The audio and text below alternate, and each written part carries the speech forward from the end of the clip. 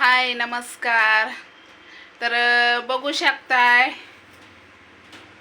आता किराणा आणला भरून, मगाशी बाजार आणला, बसली आता गप्पा मारत. हो का, बाजार खोबरं आणलं पावशेर.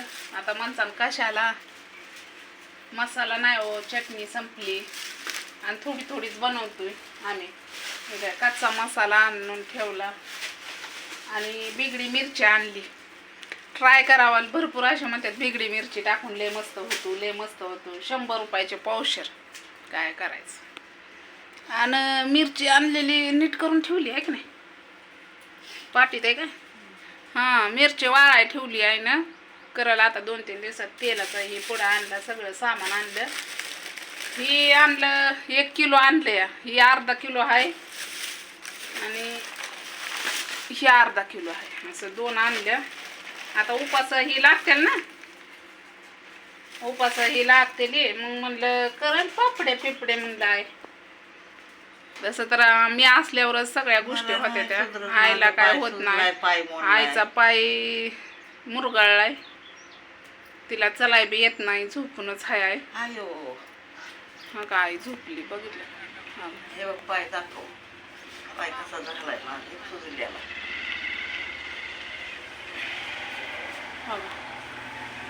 आता दिसतंय का नाही माहित नाही तुम्हाला. हो का, इथं सुजलाय असा, बघू शकता. हो का, पाय सुजलाय. आणि आल्या आल्या सामान आणलं आणि बसलो बोलत जरा. आईला सांगत होती असं तसं, घरातलंच असं तसं म्हणलं तरी खाया पियाचं. कसं जत्रा आली, आता माझी चुलत बहिणीची पोरगी यायची ती जत्रेला. पाहुणे रावळी भरपूर असते ती आपल्या इथं. म्हणलं, ती म्हणत होती गव्हाचा 1 कट्टा घेऊ. आता पुण्याची यायची ती म्हणल्यावर कसं आहे, चपात्या. हां हां, येते म्हणले. आता म्हणसान तुम्ही लग्नाला बी भरपूर आलती. चुलत बहीण, तिची पोरगी मला आयाच म्हणत होती. मला काय वाटत नाही. आता बघा, माझ्या आईच्या वयाची मालकीन आहे तिथं. मला काय म्हणते माहितीये का, मावशी. मला लय हसायला येतं. एवढीच नाही तर माझा जावाई पण आलता, थोरली लेक पण आलती. आता कोण माणसान आपली चिंचवडची बहीण माझी, तिची मोठी मुलगी मनीषा आणि तिचा नवरा, दोघं चालते लग्नाला.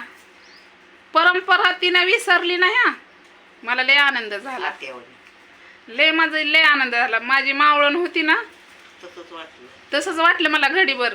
का माहितीये का, ती आली की म्हणजे माझ्या दाजीची पण जरा आठवण झाली मला. कारण ती आले की इथंच यायचं, लय मला भारी वाटलं. त्या दिवशी मी इतक्या आनंदात होती, तर माझ्या वडिलाच्या पण चेहऱ्यावर लय आनंद होता, लय आनंद होता. का माहितीये का, कारण सगळी फॅमिली बघून खूप आनंद झाला माझ्या वडिलाला. मला लय म्हणजे कौतुक, माझ्या मन असं हे झालं आतनं. पण तुम्ही म्हणता मग ताई हेड्याव का नाही काढला, नाही काढला, कारण कुणाला आवडतं. आणि मी त्या राड्यात होती. हेड्यावसाठी कोणत्या गोष्टी करायच्या नाहीत, दिकाव्यासाठी मी कोणत्या गोष्टी करत नाही. गणपत म्हणजे काय करायचं. कसं आहे, 1 वाजली. मला जेवढा आनंद झाला त्या आनंदात मी खुश होती. त्यामुळे मी हेड्याव बनवला नाही, मी मोबाईल हातात घेतला नाही. फक्त लग्नालाच शूट केला 1 हेड्याव, बाकी काय नाही. आणि हळदीचा आनंद घेतला. भारी वाटल्या. बांगड्या काढून ठेवल्या. मला तर बांगड्या पटत नाही त्या, आणि इथं थापावं लागतात. बातकिरणा चिखलाचा गोळा हाणला की रातकिरणा बांगड्या खळकिरणा फुटलेल्या, म्हणून काढून ठेवल्या बांगड्या. कसं असतं माहितीये का. हां, ते सांगायचं राहिलं. माझी पोरगी आली, जावई आला, मला खूप आनंद झाला. कारण एक आठवण म्हणतात ना, जातं ते माणूस राहतात त्या आठवणी. माझ्या मावळणीचं ध्यान आलं, कारण ती माझी मावळण पण माझ्या वडिलाला कधीच विसरत नव्हती. आणि तशीच माझी ही बहीण पण पिंपरीला राहते माझी बहीण. तिनं पण परंपरा पाळली, म्हणजे कधी तिला येणं होत नाही. कसं असतं माहितीये का, कामं असतात हे मी समजू शकते, आणि गावाकडे शिटीतल्या माणसांना जास्त करमत नाही. आलं म्हणजे 2 दिवस त्यांना आनंद वाटतो. आणि आली त्यावेळेस ती तिच्या मुलीला सांगत होती की एकच मोड राहिलाय. जुना मोड म्हणलं की एकच राहिलाय. म्हणजे माझी आई गेली, चुलता गेला, आजी गेली, आजोबा गेलं देवा घरी, माझ्या मावळणी गेल्या, माझ्या आत्या गेल्या, सगळी गेली देवा घरी. सॉरी, जरा थोडा बबळटा आला, घ्या समजून. कारण आनंदाच्या भरात मी कोणत्या गोष्टी सांगते, माणूस चेहऱ्यावर तुम्ही पडू शकताय. आपण म्हणतो ना, त्या माणसाला मी चेहऱ्यावरून ओळखते म्हणतो ना, तसंच या चेहऱ्यावरून तुम्ही बघा की कोणची गोष्ट आपण खोटं बोलत नाही. आता सांगायचं म्हणलं तर कोणची गोष्ट मी खोटं बोलायचा संबंध येत नाही. एक खोटं बोलायला लागलं की 10 खोटं बोलावं लागतंय. त्यामुळं का नाही, खोटं बोलायचं नाही. त्यामुळं माझा आनंद त्याच्यात हे होता. भरपूर अशी या घरी म्हणजे माणसं इतकी होती की जागा नव्हती थांबायला. होते का? एवढा आनंद झाला माझ्या वडिलालाच नाही तर माझ्या आईला पण झाला. आता ते जत्रेला येणार आहेत, तर आई म्हणत होती आपण गव्हाचा एक कट्टा घेऊ असं तसं. म्हणलं ठीक आहे, चालतंय, घेऊ, पण जरा पैसा पाणी येऊ दे. कसं आहे, जेव्हा कष्ट करल तेव्हा खातोय आपण. हरामचा पैसा नाही, कष्टाचा आहे. असल्या उन्हात, कडक उन्हात कष्ट करावं लागतंय. कष्ट केलं, त्या उन्हाकडे बघितलं आणि घरात बसलं तर तेवढाच त्रास होणार आहे.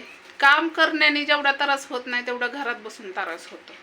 तर चला, मी काय जास्त बोलत नाही, पण एवढं लक्षात ठेवा, चेहरा बघून माणूस ओळखा आणि शिका आणि मग बोला.